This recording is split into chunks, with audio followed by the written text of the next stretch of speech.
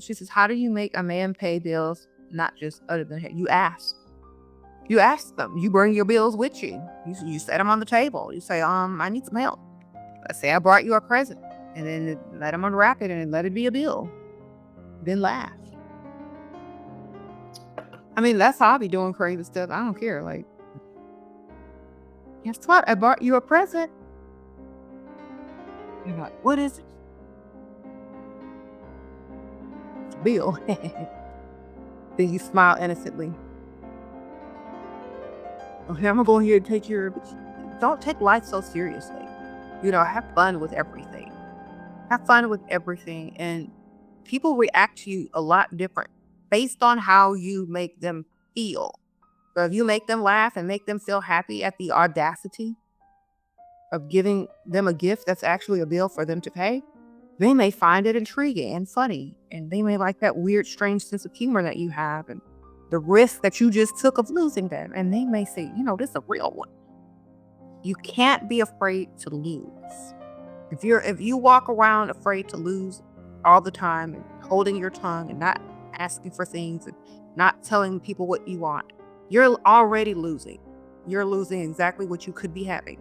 You are already losing because closed mouths don't get fed. I get money from men very fast after dating them. Very fast. As soon as we go on a date, I get money from them. All the time.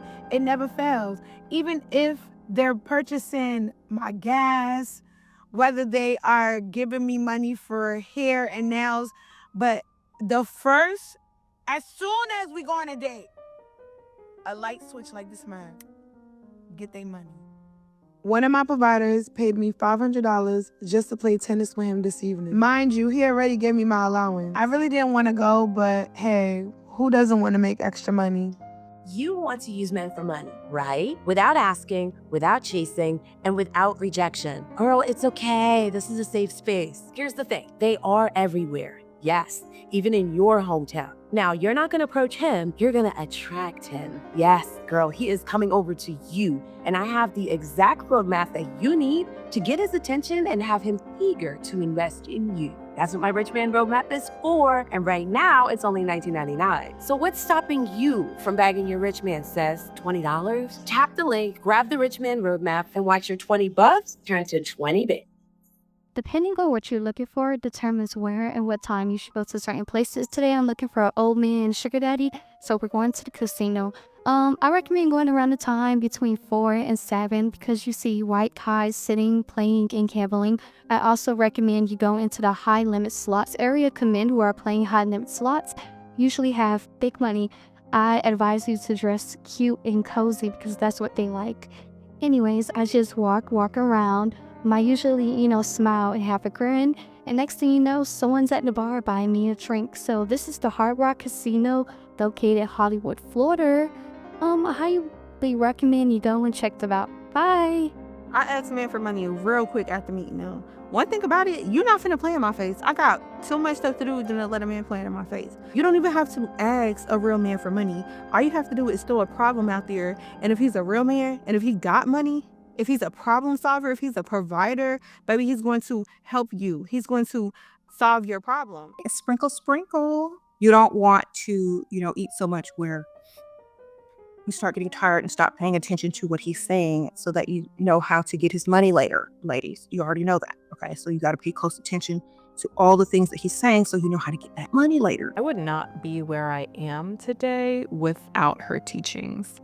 She is really helping women to realize their worth and value and not just laying around with any old man.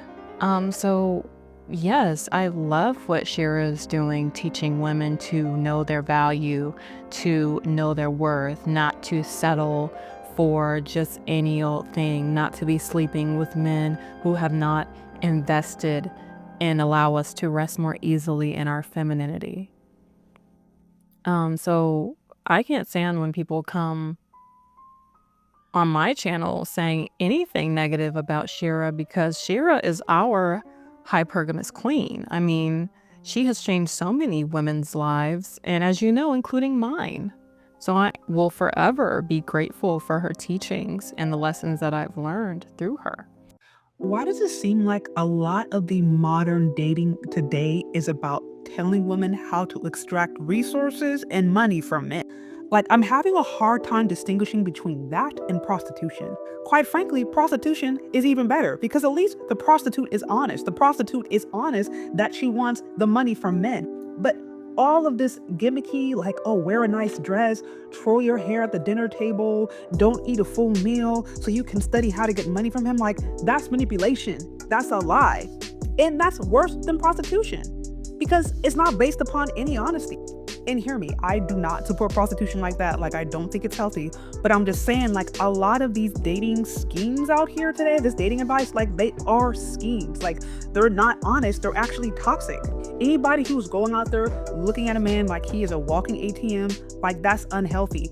And second of all, like, didn't women spend decades fighting for the right to make their own money, to get their own resources, to get their bag? Like, isn't that what we fought for? So why now all of a sudden that we have all these opportunities are we trying to go and secure the bags of men? Like, can we get our own money? So a lot of this stuff I think is just toxic, it's propaganda, it's people selling dreams or quite frankly nightmares, but it's not real life and it needs to be thrown out. If a person is looking at another person on how they can extract things from them, whether it be money, sex, resources, that is not a relationship, that's toxic. And that's why a lot of people are just tired with the whole dating thing. Like, it's a game. That is not reality and that is not how you actually seek for real love and long-lasting relationships. That advice needs to be thrown out.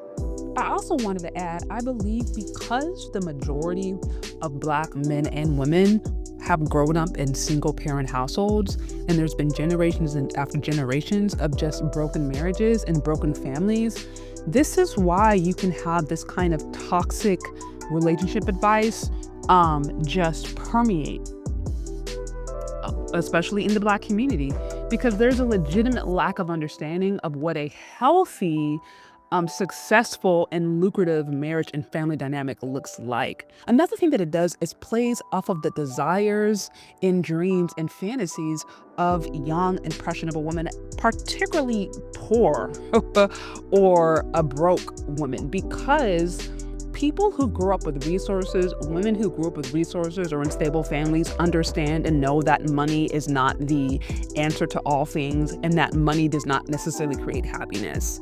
If anything, people who grow up in those situations are oftentimes looking for things that provide more meaning, the soft skills, the intangibles, the things that actually bring value and worth and love and satisfaction to a person's inner life, not just the material. And so anytime I find movements that are so based upon the material, so based upon what a person can attain, it's usually giving me an indication as to where they're coming from or where they're at. They probably grew up with financial struggle. They probably grew up maybe in a state of poverty. And so this kind of lifestyle seems attractive to them because in their mind, once I attain that, I'm happy.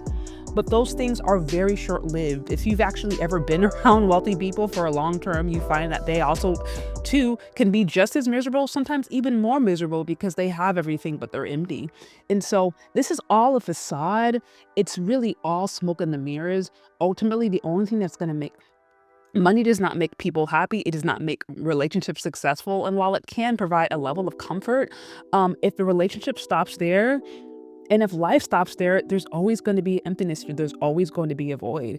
I think it's really important to go back to the original intention of family, of marriage, of why God created us. And there's something beautiful about a man and a woman working together, valuing each other as human beings and bringing things to the table to actually work towards a legacy or work towards a family structure that's going to be functional and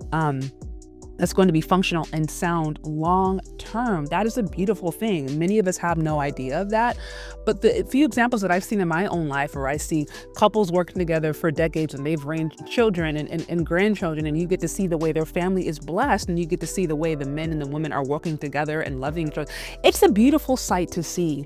And I think instead of getting caught up in the fantasy, we have to go back to the basics, going back to understand what's the value of a man, what's the value of a woman, what's the value of a marriage. Why did God create us? Why did God create the family? What is the hidden value of that is getting lost behind all of this nasty, toxic rhetoric that ultimately seeks to minimize and undermine the value of people and take away from God's original purpose? So those are my thoughts, but more to come on this. Anyways, guys, thanks for listening. We'll talk later, okay? Bye.